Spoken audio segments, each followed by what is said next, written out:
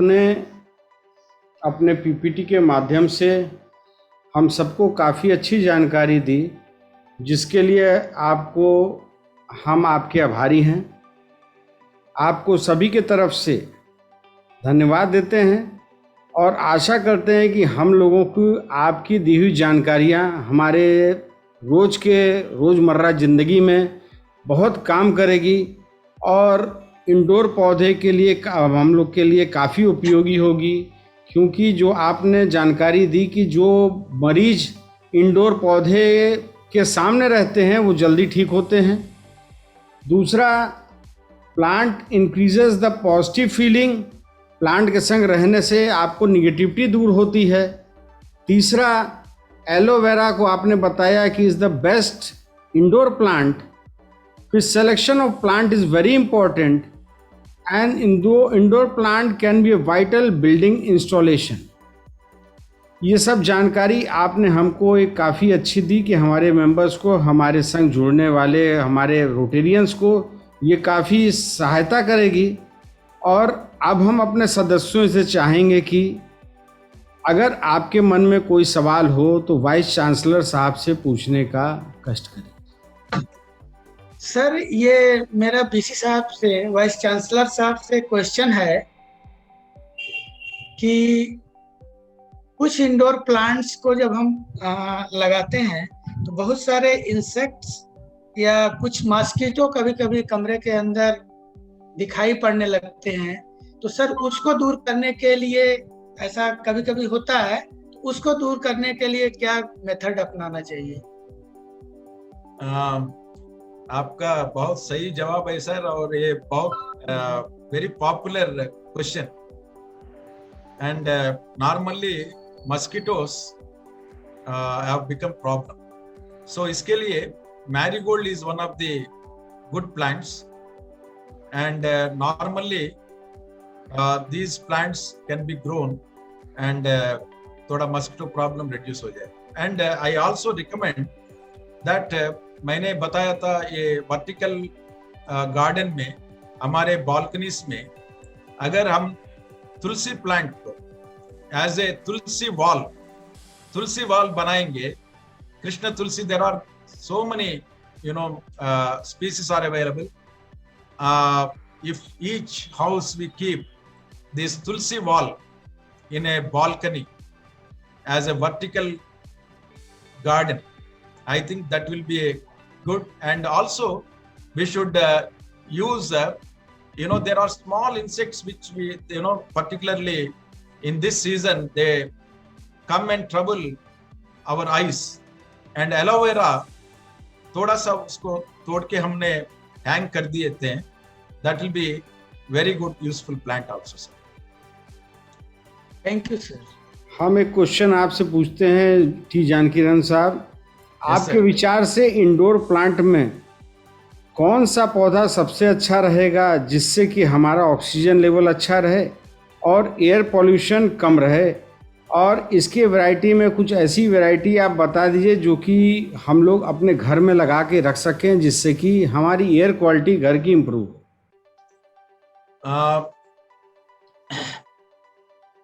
गुप्ता साहब जी, मैंने एक स्लाइड में दिखाया था। जी 10 पौधों के नाम, वो जो इंडोर प्लांट्स है, सबसे रिकमेंडेड इंडोर प्लांट्स है जी, वो है सबसे हमारे अभी बहुत डिमांड से बेचते हैं मार्केट में,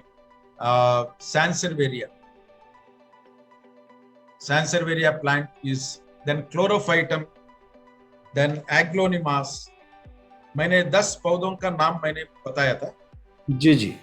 सो even the chrysanthemums, gerbera daisy, then dieffenbachias. अगर आप पाम्स को रखना चाहते हैं, जरा बड़े से हाल होते हैं जिसमें हमने रैपिस फार्म लगा सकते हैं। और मैंने बता दिया था सैंसरवेरिया। और आईवी प्लांट हम थोड़ा हैंगिंग बास्केट जैसे इंडोर में भी हम लगा सकते हैं, इसको इंग्लिश आईवी बोलते हैं, एडेरा प्लांट्स। और डाइफनबेकिया इज अनदर प्लांट, कॉर्नर्स में हम रख सकते हैं। मगर इसको थोड़ा सा हम बच्चों से दूर रखना चाहिए. We should be vigilant, and of course, this golden pothos is very common. Even it can be kept in water bottles, and it can be hanged, and corners में भी हम इसको use कर सकते हैं. नमस्कार सर, आप नमस्कार दोनों की मैडम. बहुत आभारी हूँ जो आपने इतना अच्छा प्रोग्राम ऑर्गेनाइज किया, और मेरे बहुत सारे सवाल हैं. मेरी आवाज आ रही है सर? एकदम आ रही है, बोलिए बोलिए, पूछिए, आवाज आ रही है. तो सर, ये जो हम पौधे तो लगाना चाहते हैं सर, लेकिन कई बार क्या होता है कि मिट्टी की बहुत प्रॉब्लम हो जाती है, तो उसके नहीं होने की वजह से लोग जो है अवॉइड करते हैं पौधों को लगाना. तो मिट्टी की व्यवस्था नहीं हो तो उसका कोई एक ऑप्शन हो कि उस पे यूज करके हम लोग उसको लगा सकें.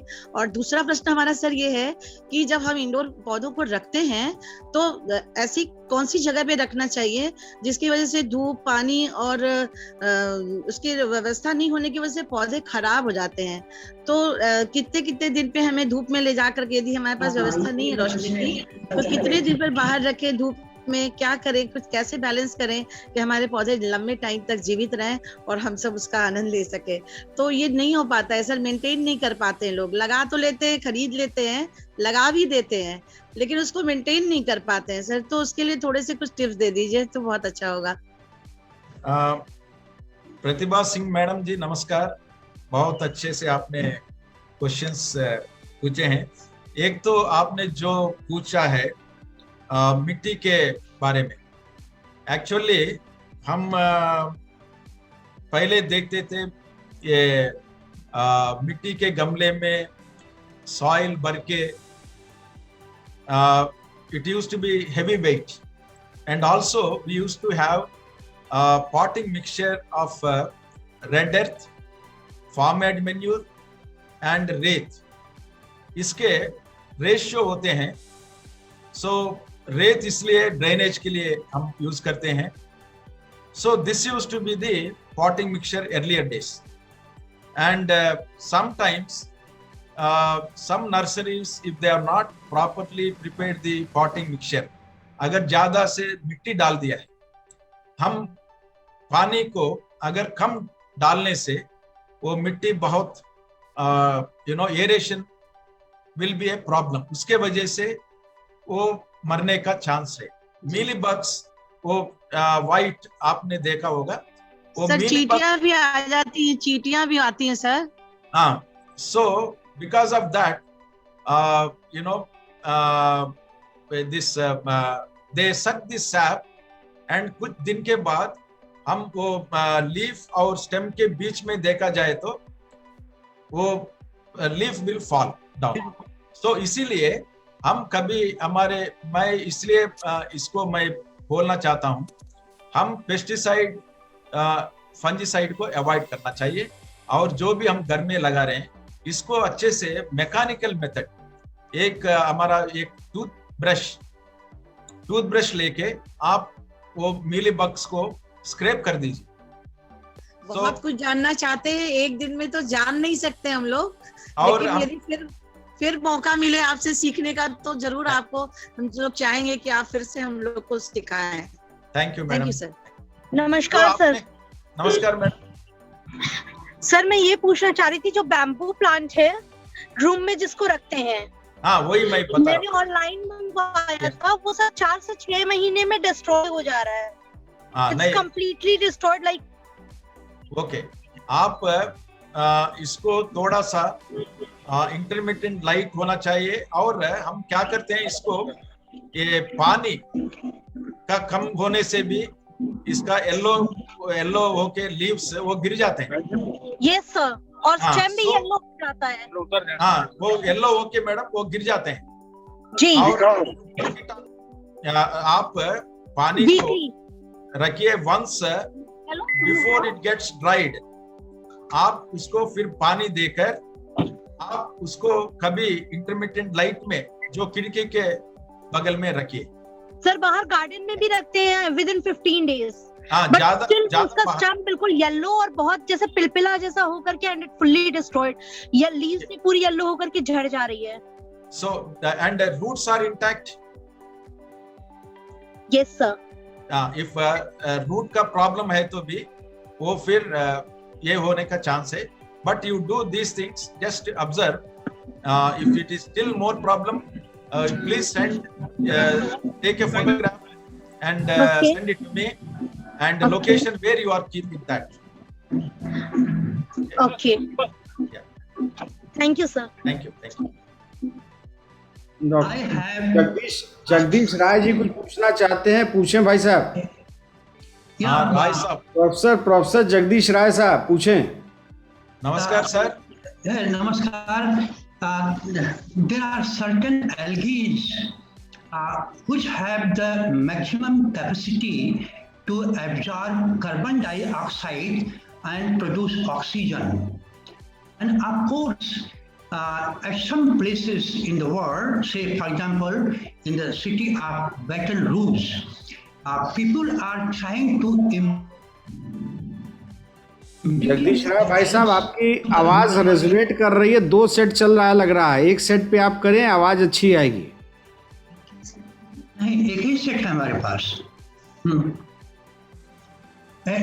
Anyhow, so my suggestion is that take the gene of the algae and embed those genes into the indoor plants so that they become capable of absorbing maximum carbon dioxide. And the Vice Chancellor can initiate this kind of research work in his university. This is my suggestion. Thank you.